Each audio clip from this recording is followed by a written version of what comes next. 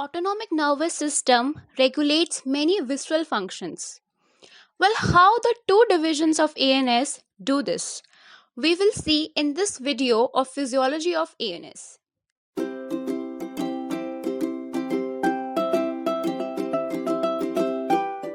Hey everyone, welcome to HM Learnings. I am Harshita, the creator of HM Learnings, where students come to clear their concepts and to get the study material. Make sure that you have subscribed my channel. You can also follow HM Learnings on FB, Instagram and Twitter for regular updates. So in the last video, we have already seen the anatomy of autonomic nervous system. In that video, I have explained the organization of the sympathetic and the parasympathetic nervous system. So please go and watch that video because it will help you to understand the concept as well as it will give you more clarity and it will help you to understand the physiology of ANS. You can find the link of that video in the I button and in description box. Okay, so we know that the autonomic nervous system has two divisions.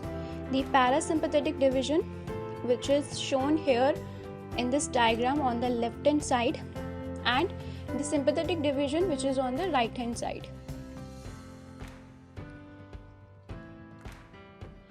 Now, this is the diagram we have already seen in the previous video, but here I will show you a different point in this diagram shown. So we know that the autonomic nervous system has two neurons. After leaving the CNS, the autonomic nervous system has two neurons, the preganglionic neuron and the postganglionic neuron. Okay, so this is the CNS. Okay, CNS, and this is a neuron leaving the CNS. Okay, so in the case of the parasympathetic division, the CNS means the preganglionic nerve cell body is located either in the spinal cord, which is a CNS has spinal cord and brain. So the preganglionic nerve cell body either is located in the spinal cord or in the brain stem. So the preganglionic neuron is leaving the CNS. Okay, it is leaving the CNS and I mention it as a preganglionic neuron. Now it will form a synapse with the postganglionic neuron in a ganglion, and this is the postganglionic neuron going towards the effector. Okay, similarly in the case of sympathetic nervous system, the preganglionic neuron nerve cell body is in the CNS, and CNS in the case of sympathetic division is the spinal cord. Now this is a preganglionic neuron forming a synapse in the ganglion, and the postganglionic neuron will start from there to go the effector. Now what I want to show you here, if you compare the preganglionic neurons, if you compare the length of the preganglionic neurons in the parasympathetic nervous system and in the sympathetic nervous system, you can see here that the preganglionic neuron in the case of parasympathetic nervous system is long, but in the case of the sympathetic nervous system, the preganglionic neuron is short. Similarly, if you compare the postganglionic neuron of the sympathetic as well as the parasympathetic, you see that the postganglionic neuron is short in the case of parasympathetic division, but it is long in the case of the sympathetic division. So why it is happening? What is the reason? The reason is given in the previous slide. So in this slide you have seen that this is a parasympathetic division, right? So this is a preganglionic neuron which is traveling through the cranial nerve third. Yes, it is a preganglionic neuron traveling through the cranial nerve third and it is reaching to the ganglion. Now this ciliary ganglion, from the ciliary ganglion, the postganglionic neuron is traveling and going to the ciliary muscles of the eyes. So here you can see that the ganglion is located very near to the organ, or even in some cases of the parasympathetic nervous system, the ganglion is located on the organ. So if the ganglion is located near on or the organ, what will happen? Ultimately, the preganglionic neuron has to be long and the postganglionic neuron will be short, because the ganglion is located very near, very close to the organ. Okay, when we see in the sympathetic nervous system, you can see here that the preganglionic neuron is starting from the thoracic segment. Okay, and immediately it is forming a synapse with the postganglionic neuron. Okay, why? Because the preganglionic neuron is leaving the CNS and it is entering the paravertebral chain. This paravertebral chain is located just adjacent to the spinal cord. That means the ganglion is located very near to the spinal cord. So here what will happen? The preganglionic neuron will be short, but the postganglionic neuron will be long. Okay, because the effector is located away from the ganglion. So now I hope that you understand that why the preganglionic neuron is long in the case of parasympathetic nervous system, but it is short in the case of the sympathetic nervous system. It is because of the position of the ganglion. The ganglion is located more close to the organ in the case of the parasympathetic nervous system, but in the case of sympathetic nervous system, the ganglion is located near the vertebral column. Okay, now we move on to the next topic. Okay, so in the next we have seen one point I actually forget to mention is this adrenal medulla. Okay, so this is also the preganglionic neuron of the sympathetic nervous system. Adrenal medulla is innervated by the sympathetic nervous system. So what is happening, that the preganglionic neuron is starting from the CNS and it is going and terminating in the ganglion, but here the ganglion is the adrenal medulla. Now if you study the embryology, you know that the adrenal medulla is derived from the same neural tissue as that of the central nervous system. Okay, and that's why the adrenal medulla cells are similar to that of the CNS cells. So that's why the adrenal medulla act as a ganglion. Okay, and the neuron, or you can say the axon, is very short. So what will happen? The axon of the postganglionic neuron or the axon of the ganglion of the adrenal medulla is very short. So it will leave its secretions, its neurotransmitters into the blood. So with the help of the blood, these neurotransmitters will go to the effector organ. So this is again a point shown by this diagram. Okay, that the adrenal medulla itself is acting as a ganglion and it doesn't have the postganglionic neuron, or it's very short. That's why the secretions are directly dumped into the blood, and through the blood it will go to the effector organ. Okay, with this we move on to the next topic, which is the chemical transmission. So chemical transmission, remember, it happens by the help of the neurotransmitters. Okay, so we know that there are multiple neurons which form the pathway. Okay, the information is traveled through the help of these neurons from one part of the body to the another. Either it is from receptor to the CNS or from the CNS to the effector. Okay, so the information is traveling via the help of these neurons.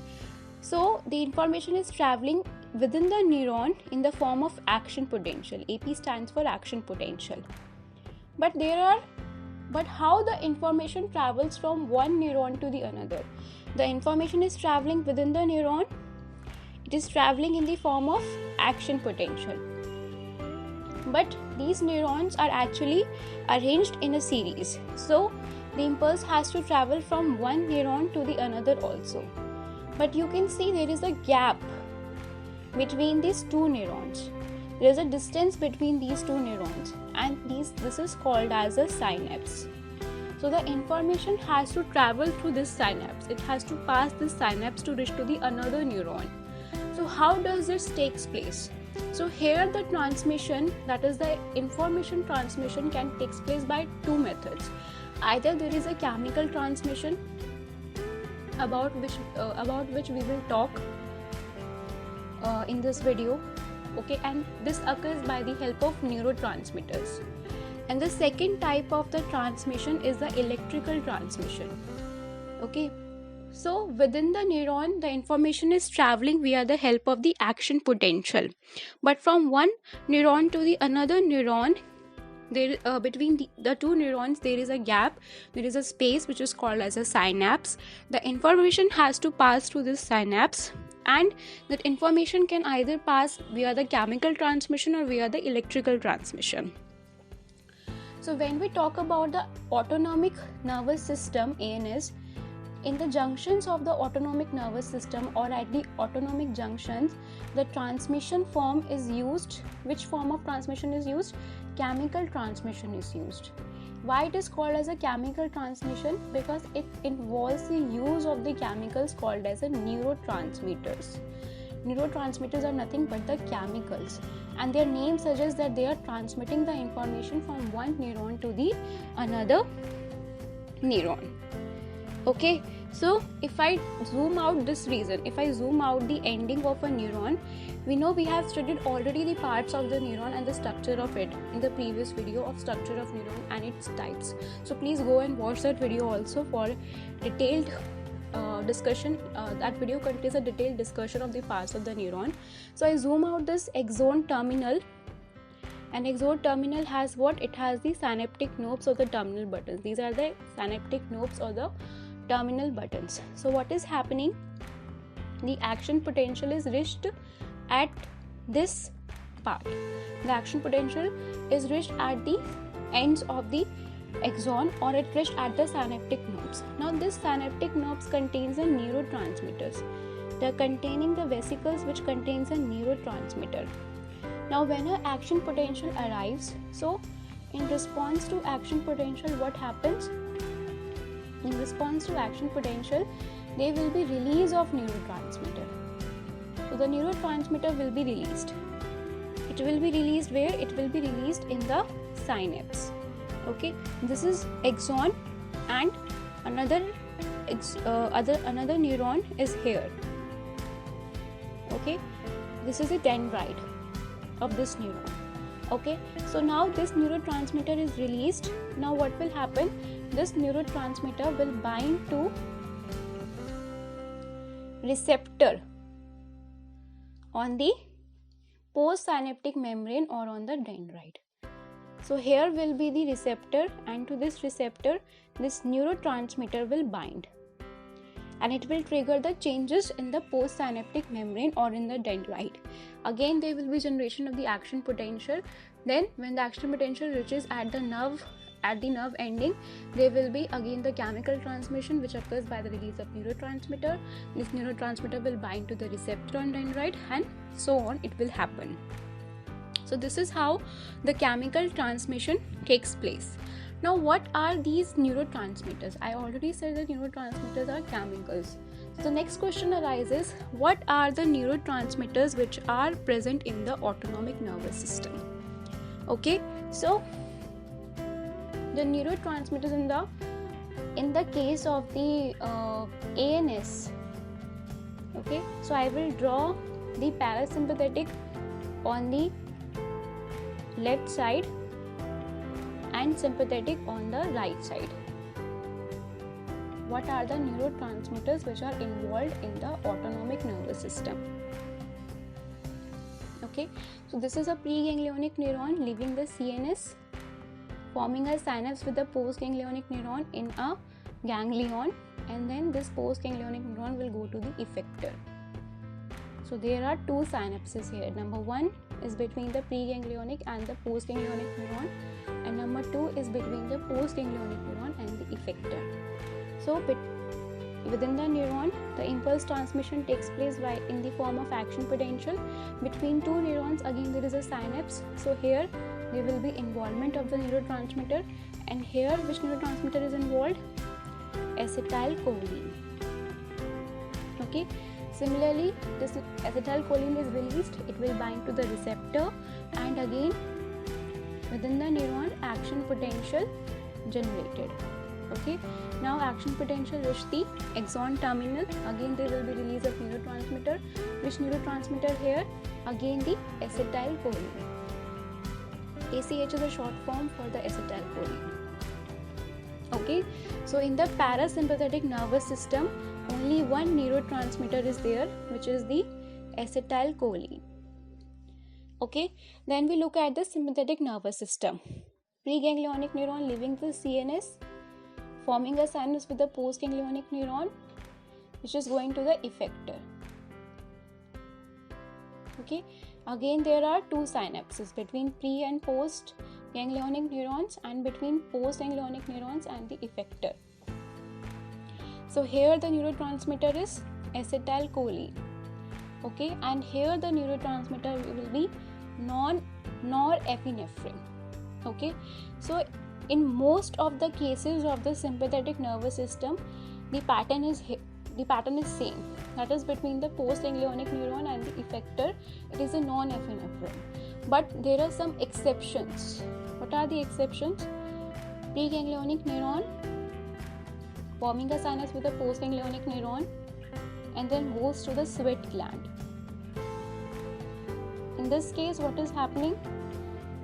Here will be the acetylcholine between the pre and the post. Then between the postganglionic neuron and the sweat gland, here again will be the acetylcholine, not the norepinephrine. Then another case is preganglionic neuron forming a synapse with a postganglionic neuron, and it is going to the skeletal muscle. In some of the skeletal muscles, or more accurately, blood vessels of the skeletal muscles. Okay, so here will be the again acetylcholine, and here will be the acetylcholine. So always remember between pre and postganglionic neuron, whether it is parasympathetic or the sympathetic, it will be always acetylcholine. Okay, in the parasympathetic nervous system, only one neurotransmitter is there, which is the acetylcholine. Then in the case of sympathetic nervous system, at the postganglionic neuron, most of the neurotransmitters, most of the time it is a norepinephrine, but there are two exceptions to this. Number one is a sweat gland, number two is the blood vessels of the skeletal muscle. Okay, so this is the thing which I have already told you in the previous slide. Then physiology of neurotransmitters. Now what does it mean? It means that the neurotransmitters which are released, okay, like acetylcholine and norepinephrine, they has to be synthesized. Yeah, they has to be synthesized, then they has to be released from the nerve terminal, then they have to reuptake from the synapse by the presynaptic neuron. So how does this happen? How the entire process happens? And this is called as a physiology of neurotransmitters. Now this is more important when we talk about the pharmacology of the ANS, because there are many drugs which actually acts on the neurotransmitters, which actually affects the synthesis, or sometimes there are drugs which inhibits the synthesis of the neurotransmitters. There are drugs which triggers the release, or sometimes which inhibits the release of neurotransmitter, and there are certain drugs which inhibits the reuptake from the synapse, for example the antidepressant drugs. So when we talk about the pharmacology, this is more important. So in the next video I will tell you this pharmacology of ANS. In that video I will talk about the synthesis, release and reuptake of both acetylcholine as well as a norepinephrine. Okay, so now the next thing is receptors. Okay, so we know that the action potential arrived, it has reached the nerve terminal, the neurotransmitter is released in the synapse, and now after releasing, it will do what? It will bind to the receptor on the postsynaptic membrane. Okay, so what are these receptors? So for the parasympathetic nervous system there are different receptors, for the sympathetic nervous system there are different receptors. Why? Because in the parasympathetic nervous system, acetylcholine is released as a neurotransmitter, but in the sympathetic nervous system, norepinephrine is released most of the time as a neurotransmitter. So because different neurotransmitters are there, different receptors are there. So acetylcholine or the cholinergic receptors are of two types. muscarinic receptor and the nicotinic receptors. Muscarinic receptors are present on the smooth muscles and the glands, and there are basically of 5 types: M1, M2, M3, M4 and M5. Nicotinic receptors are of 2 types. Number 1 is present on the autonomic ganglion. Okay, all the autonomic ganglia, whether it is parasympathetic ganglia or sympathetic ganglia, neuromuscular junction means when a nerve is forming a synapse with a muscle. At that point, nicotinic receptors and M is present. Okay, so these receptors, if we talk about the muscarinic receptors, these are the G protein coupled receptors, and the nicotinic receptors are the ligand gated receptors. Okay, receptors are different types, so these are the types of these receptors.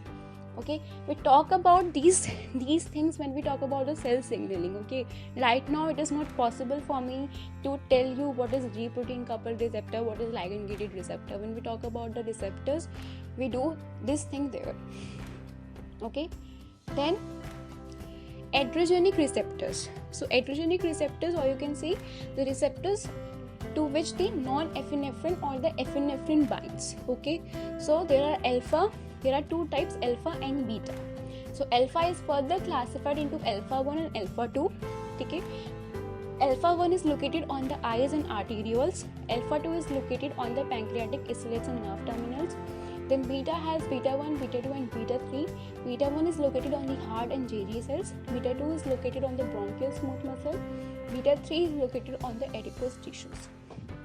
I have here mentioned only a limited examples of the receptors. Okay, like beta 2 is present on many locations. It is not only the bronchial smooth muscle, but the main thing is that you have to remember the location of the receptors, because when you go and study the pharmacology, if you don't know the receptor locations correctly, it will be really difficult for you. So please try to remember the locations of the receptors. Okay, now we move on to the cream of this video, that is the physiological actions of the parasympathetic and the sympathetic nervous system. So before starting this topic, I would like to draw your attention towards a very, very important point, that the parasympathetic and the sympathetic nervous system, they regulates, or you can say they modulates the functioning of the organs. They are not responsible for the functioning of the organ. The organ is already doing its function, but it is the parasympathetic or the sympathetic nervous system that either increase their functioning or decrease their functioning. Okay, so you have to remember this point, that parasympathetic and sympathetic just regulates, or you can say just modulates the functioning of the other organs, but they are not primarily responsible for their functioning. Organ is doing its function by its own. Okay, autonomic nervous system is just affecting the functioning of these organs. Okay, so before starting the functioning of the parasympathetic and a sympathetic system, you have to remember a general ideology behind the functioning of these two nervous systems. The ideology of the parasympathetic nervous system is always the maintenance of day-to-day life. Day-to-day life means the routine life. Okay, whether in which you don't require to become hyper. Okay, you can be cooled down, like I am teaching you at this time. Your parasympathetic nervous system predominates because it is your day-to-day routine. Reading is your day-to-day routine. Okay, whereas the ideology behind the sympathetic nervous system is actually helping the individual to cope up with the emergency or the stress. Like if you are facing an interview, or the dog is barking on you, or he has just started running behind you. So in that case, it is actually an emergency, it is actually stress to your body. So sympathetic nervous system, all the functions, or you can say all the innervations of the sympathetic nervous system will always try to help you to cope up with the situations. So if you remember the ideology of the parasympathetic and the sympathetic nervous system, you will never gonna forget that how the parasympathetic nervous system or the sympathetic nervous system will act on the different organs of the body. So always remember this. You will never need to force yourself to always remember the functions of the parasympathetic and the sympathetic nervous system. Okay, so with this ideology keeping in mind, we will start. So the first organ we will take is the heart. Very, very important organ. Yes. So now you are at rest. As I said, you are reading, you are at rest, you don't need to hyper. So what will happen? The parasympathetic nervous system will not let your heart rate to be get increased. It will keep your heart rate lower than 100 beats per minute. Okay, because it is not required. Tachycardia is not required at this point. You are at rest. Similarly, the force of the contraction of the heart will also be low. It doesn't need to be contract very stronger. Okay, it needs to contract, definitely it needs to contract, it needs to maintain the cardiac output, the basal cardiac output, but because we are at rest, so it doesn't need to contract very strongly. But when we look at the sympathetic nervous system, what is happening here? The dog is barking on you, okay, or you are facing an interview. So what will happen? Definitely your heart rate will be go higher. Why? Because there is secretion of the stress hormones in your blood. The sympathetic nervous system is activated and it causes the release of the stress hormones by the adrenal medulla. So it will cause the heart rate to go higher. Then definitely it will cause the increase in the force of contraction of the heart. Why? Because dog is running behind you. So you will need more blood. You will need more blood to your skeletal muscle so that you can run. So that's why if there is increase in force of contraction of heart, there will be more cardiac output, there will be more blood flow to the muscles. Okay? Then conduction velocity is not required very higher when you are at rest or when you are doing your day-to-day activity. But here it needs to be higher to cope up the emergency. Okay, then we look at the another organ which is innervated by both these systems, and it is the lungs. So when you are at rest, you don't require the extra air to enter your lungs. You have sufficient air. Okay, you don't need to your bronchus. Through the bronchus the air is entering inside the lungs. Yes, so you don't need your bronchus to be get dilated. Okay, so what will happen? There will be bronchoconstriction, bronchoconstriction, because you don't need to have extra airs, so the diameter of the bronchus will remain constricted. But when it comes to the sympathetic nervous system, because the dog is running behind you, you are needing more blood. And why you are needing more blood? Because you need to have more oxygen. Okay, and for more oxygen you will require more air to enter inside your lungs, and that's why there must be bronchodilation, so that more and more air can enter inside your lungs. Okay, remember the ideology, each and everything, the answer automatically comes to you. Okay, third thing is your systemic arterioles. What happens to the arterioles? So if you remember about your circulatory physiology, in that it is mentioned that the arterioles are the principal site and they are the responsible for the total peripheral resistance. Yes, and these are the ones which actually determine the blood flow to each and every organ. So what happens to the systemic arterioles?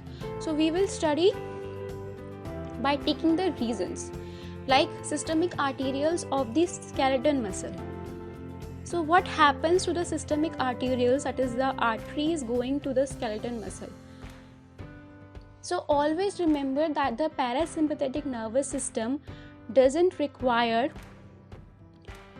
innervation, doesn't have any innervation to the blood vessels. To the arterioles it doesn't have any innervation, so you can write simply none here. And when you look at the sympathetic innervation to the systemic arterioles of the skeleton muscle, so again remember the example of a dog. So you are running, you need more blood, your skeleton muscles needs more blood. So the artery has to be dilated so that more and more blood can came. So what will happen here? Definitely the vasodilation. Okay, then the second thing is the abdominal organs. What happens to the abdominal organs? The blood which is going, the blood vessels which are going to the abdominal organs, what happened to this? Again, no effect by the parasympathetic nervous system, but because your abdomen doesn't require blood at that time, so there will be vasoconstriction, because all the blood will be diverted towards the skeletal muscle or the organs which are more metabolically active during the stress. So that's why the blood from the abdominal viscera is actually diverted towards the skeletal muscle, to the heart, to the organs which are more metabolically active. Third thing is skin. So the same thing happens to the skin also. There will be vasoconstriction because skin during the stress doesn't require so much blood. Okay, so these are the three, and the remaining ones also we will look. Okay, now the fourth one is the GIT, gastrointestinal tract. So parasympathetic nervous system always promotes the digestion, because in our day-to-day life it has to promote the digestion. Okay, but the sympathetic nervous system, when the person is in stress, it will not promote the digestion. Okay, when the person is in rest, you can see that the person has the digestive problems. Either he has started acidity or he has developed the constipation. Why this is happening? Because the mobility of the GIT, not mobility, motility. So the motility of the GIT is increased by the parasympathetic nervous system, but it is decreased by the sympathetic nervous system. Then the sphincters of the GIT, like the sphincter of Oddi, the pyloric sphincters, all are actually relaxed by the parasympathetic nervous system. Means it actually promotes the movement of the food, movements of the chyme inside the food. But the sympathetic nervous system causes the contraction of the sphincters. Means it actually inhibits the digestion. Okay, then the secretions, all the gastric secretions, because the parasympathetic nervous system is increasing the digestion, so it will increase the gastric secretions, increase the GIT secretions, but sympathetic will actually inhibit the GIT secretions. Because in the day-to-day life, you have to promote your digestion. The parasympathetic nervous system will promote it, but when you are stressing, when the dog is barking on you, he is running behind you, you will not, the body will not focus on your digestion. He will focus that somehow you have to be protected against the dog. For that you have to run, or you have to make another strategy. So it will not focus on your digestion. Okay, then the another point is the urinary bladder. Okay, so for the urinary bladder, you have to remember that the maturation means the urination process is facilitated by the parasympathetic, but it is inhibited by the sympathetic nervous system. All the day-to-day functions are actually inhibited by the sympathetic nervous system. So there are two muscles in the urinary bladder, detrusor muscle, and the another muscle is the trigone. So if you have to favor the maturation, the detrusor muscle has to contract. So the parasympathetic one will cause the contraction of the detrusor, but the trigone has to be relaxed. And opposite occur here, means the detrusor muscle will relax here and the trigone will contract, inhibiting the maturation. Okay, then we move towards the eyes. What happens when the parasympathetic nervous system activates on the eyes? So what happens in your day-to-day life? Your pupil remains constricted. Your pupil remains constricted. Why? Because the because the circular muscles of the iris, the circular muscles, there are two muscles in the iris, circular muscles and the radial muscles. So the circular muscles of the iris get contracted by the parasympathetic nervous system. When the parasympathetic nervous system activates, it causes the contraction of the circular muscles of the iris. So the pupil get constricted, a condition called as a miosis. But the sympathetic nervous system causes the contraction of the radial muscles. It doesn't have any effect on the circular muscles, it causes the contraction of the radial muscles, and it will actually cause the pupil dilation by that, resulting in a condition called as a mydriasis. So definitely when there is an emergency, you would want to look, you just want to look more.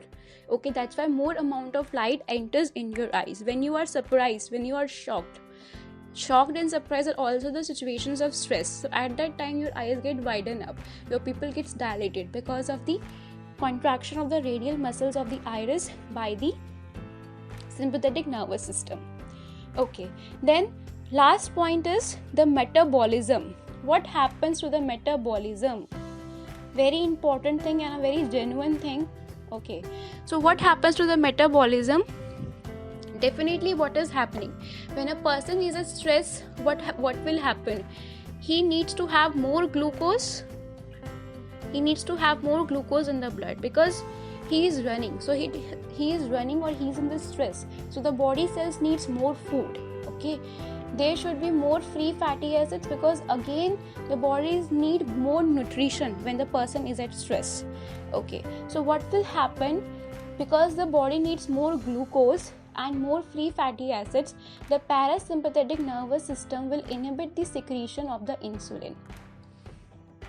But this is totally opposite in the case of the parasympathetic nervous system. Okay, it will not inhibit the secretion of the insulin.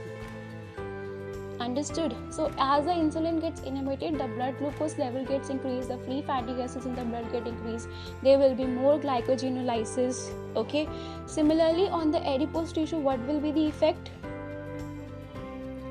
There will be more, there is no effect of the parasympathetic nervous system on the adipose tissue, but there will be lipolysis by the sympathetic nervous system because the body needs more free fatty acids at the time of stress.